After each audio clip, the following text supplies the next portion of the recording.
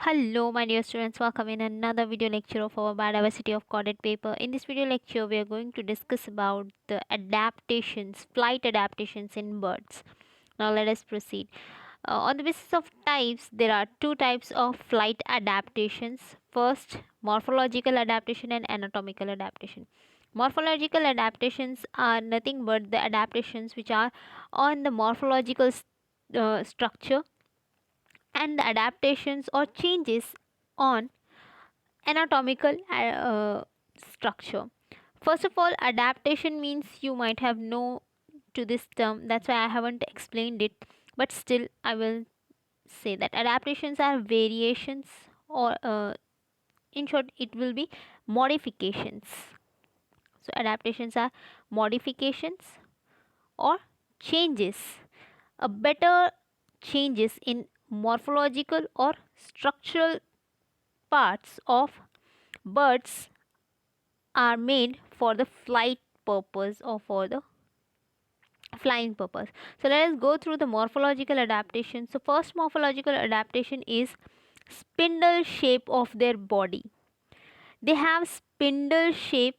Spindle means boat like shape, as fishes do have. So such shape helps them to fly easily in air, because this type of shape just help them to just cut the wind or move forward easily. Second morphological adaptation is presence of feathers on their body or feathered body, and because of that they have a light weight, and this feathered body is the another adaptation, morphological adaptation for the flying purpose. The third morphological adaptation is modification of forelimbs into the wings.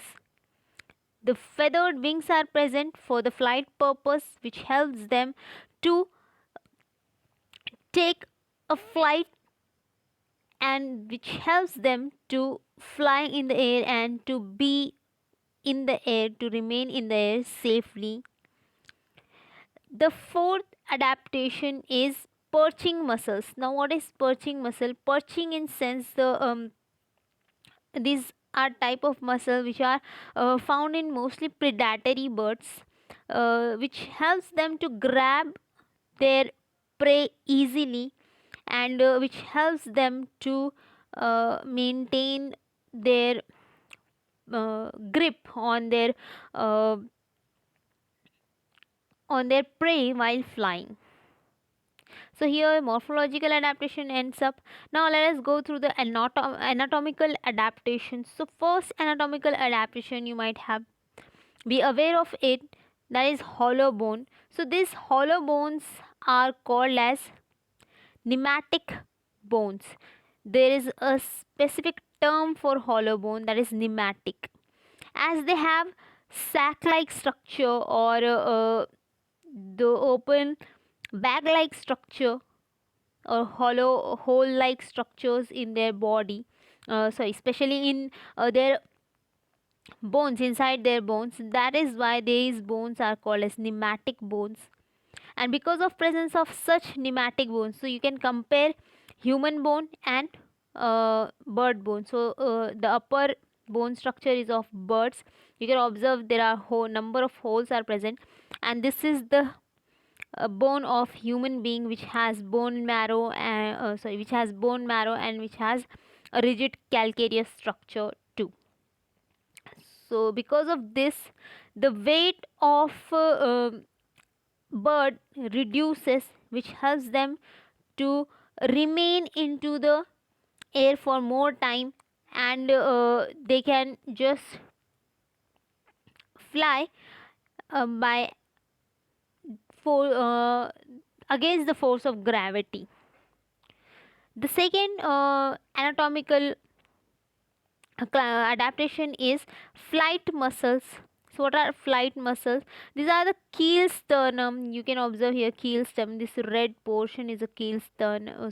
This yellow portion is a keel sternum, and these are the muscles which are present. Red colored muscles are present here, which helps them to take up downstroke. So downstroke helps them to push the air downwardly, and which helps them to fly, or which helps them to get up in the air. And by the second or upward stroke, they just maintain their flying into the air, and this will help, this continuous upward and downward movement will help them to fly in the air. So here you can observe, so these are the flight muscles. This complete structure is a flight muscle which helps them to fly in the air. Next anatomical adaptation is air sacs, presence of air sacs. As we know that the lungs of birds have air sacs, so these are the number of air sacs which are present. So first two air sacs are present in cervical region, so cervical air sacs are there. Posterior air sacs are there, anterior, so here it is mentioned at posterior, anterior and abdominal air sacs. So these are named as cervical air sacs. There are two cervical air sacs, two anterior or thoracic air sacs are there, and lastly abdominal air sacs are there in the body of these birds present. Because of these air sacs, they just can store oxygen, and which will help them to breathe into the air. So the oxygen is saved into the this air sacs, which is used while flight or during flight for the respiratory purpose. Next thing is the circulatory system. When we talk about the circulatory system, is very well developed, which just help them to oxygenate their blood, or the deoxygenated and oxygenated blood is well separated. The last but not least anatomical structure is there is only single ovary is present in the body of birds. So here you can observe, this is the presence of single ovary in the body, because it reduces the weight of bird, and because of the reduction in weight, the bird can be light, or because of the light weight of that bird, it will be easily able to fly in the air.